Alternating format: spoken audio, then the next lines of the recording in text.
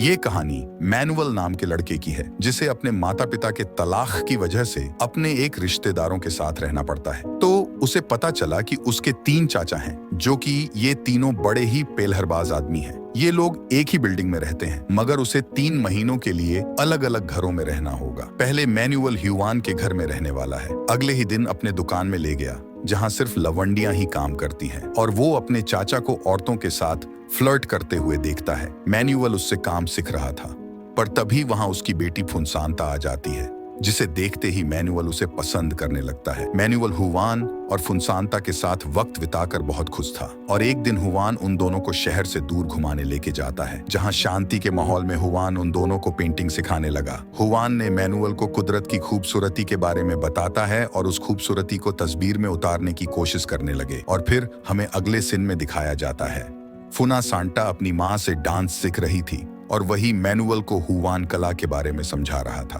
Wuhan की वजह से मैनुअल कलाकारी के बारे में और कला की खूबसूरती के बारे में समझना शुरू कर दिया था, पर इस बीच उसका ध्यान फुनासांटा के पूसी पर ज्यादा ध्यान था। मैनुअल धीरे धीरे फुनसांटा को और ज्यादा पसंद करने लगता है, और ये बात फुनासांटा भी समझने लगी थी, क्योंकि वो भी मैनुअल को भी पसंद करने लगी थी। इसीलिए वो दोनों हर समय एक दूसरे के साथ रहते थे। मैनुअल ने फुनसांटा को बताया कि जल्द ही उसके पिता उसको लेने आने वाले हैं। ये सुनकर फुनसांटा निराश हो जाती है। मैनुअल और फुनसांटा एक दूसरे से शादी करना चाहते हैं। अमेलियो के घर में एक कमरा था जहां जाने की किसी को इजाजत नहीं था, मगर मैनुअल उस कमरे में चला गया और उसे पता चला कि ये कमरा असल में अमेलियो का क्लिनिक है। थोड़ी देर बाद एमिलियो भी वहां आ जाता है और उन्हें देखकर चौंक जाता है।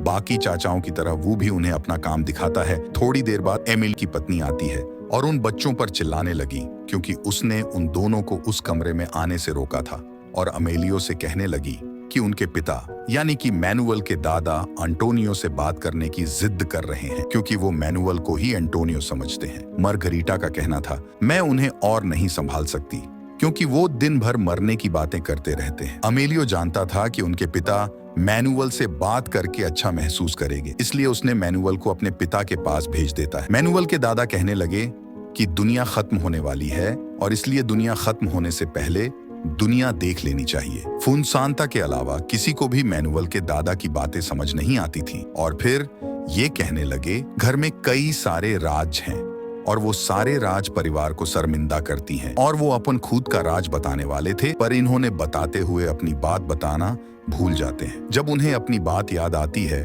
तो उन्होंने बताया कि मैं वर्ल्ड वॉर का हिस्सा रह चुका हूँ। उस दौरान एक आदमी को बहुत बुरी तरह मारा था और उसे मारकर इसी घर के भीतर गाड़ दिया था। वो ये राज बताने के बाद ये कहने लगे कि उन्हें एक ऐसी जगह जाना है जहां वो सुकून की सांसें ले पाए। यही कहकर वो सो गए। कुछ देर बाद मैनुअल लॉडी अचमय भी सोचने लगा कि लॉडी खूबसूरत दिखने के लिए अपने चेहरे को पेंट क्यों कर रही है। जब मैनुअल उसे उसके बॉयफ्रेंड और गाजा के बारे में पूछा तो नाराज हो गई। अपने बॉयफ्रेंड और गाजा की बात राज रखने के लिए समझाकर वहां से चली जाती, मगर वो ये नहीं जानती थी कि उसका परिवार पहले से जनता है। इस बीच मैनुअल मार्गरीटा को अजीब सी बातें करते हुए देखने लगता था, और मार्गरीटा से परलोली ने समझाया कि उसके पिता कभी कभार चुतियों वाली हरकत कर बैठते हैं। मैनुअल इस अजीब से परिवार के पागलपन का हिस्सा बनने लगा था, मगर यह पागलपन उन लोगों के लिए आम बात थी। वो सब ऐसे बर्ताव करने लगे थे जैसे वहां कुछ हुआ ही नहीं है। और अचानक अमेलियो के पिता उन्हें अकेलेपन के बारे में कविता सुनाने लगे। वो कविता उन्होंने मैनुअल के पिता अंटोनियो के लिए लिखी थी, और कविता अमेलियो को अपने सामने देखकर उन्होंने बताया कि वो यहाँ उसके आने का इंतजार कर रहे थे। अल्जाइमर रोग की वजह से वो सब कुछ भूलने लगे और वो अपने घर का रास्ता भटक गए, इसलिए उस पार्क में आकर बैठ गए। फुनसांता ने कहा वो जानती थी कि उसके दादा पेड़ पक्षियों से प्यार करते हैं, इसलिए वो समझ गई थी कि वो इसी जगह उन्हें मिल जाएंगे। उस वक्त मैनुअल के दादा ने कहा वो समुद्र देखना चाहते हैं, क्योंकि वो सुकून की सांस वहीं ले पाएंगे, और मौत की बातें फिर से करने लगे। मगर अमेलियो ने कहा जब तक मैं जिंदा हूं मैं अपने पिता को मारने नहीं दूंगा। अमेलियो ने वादा किया उन्हें समुद्र के पास ले जाएगा, और ये सुनकर वो बहुत खुश हुए। घर जाते हुए अमेलियो की पिता एक और कहानी सुनाने लगे, और ये कहानी सुनते सुनते ये सब लोग घर पहुंच गए, और उस दोपहर उनकी समुद्र देखने की ख्वाहिश पूरी हुई, और मैनुअल अपने पूरे परिवार के साथ बीच पर गया। और पहली बार परिवार वाले बहुत खुश थे, और उन सबको देखकर सालों की सुकून की सांसें लेने की ख्वाहिश पूरी हुई और आखिरी ख्वाहिश पूरी होते ही उसी बीच पर मैनुअल के दादा की मौत हो गई। उस पूरे परिवार की तरह मैनुअल भी दादा की मौत की वजह से दुखी था। पर उस वक्त अंतिम संस्कार पर मैनुअल के माता पिता भी आ गए थे और तब मैनुअल को एहसास हुआ उसके माता पिता के अनेक बाद उसका और फुनसांता का रिश्ता हमेशा के लिए खत्म होने वाला है। वो आखिरी दिन था जब उन दोनों ने एक दूसरे को देखा, क्योंकि अंतिम संस्कार के बाद मैनुअल अपने माता पिता के साथ अपने घर लौट गया।